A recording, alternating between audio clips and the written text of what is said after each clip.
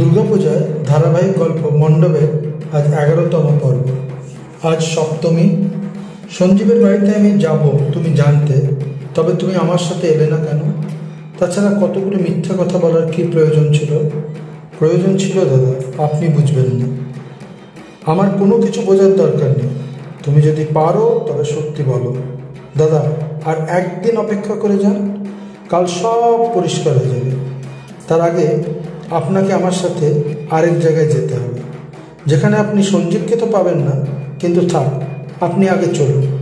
কিন্তু তাপস, আমি তো কোথাও যাব না, বরং তোমাকে যেতে হবে, আমার সাথে নয়, ওদের সাথে। ওই ওদিকে তাকাও, দেখো কি আসছে।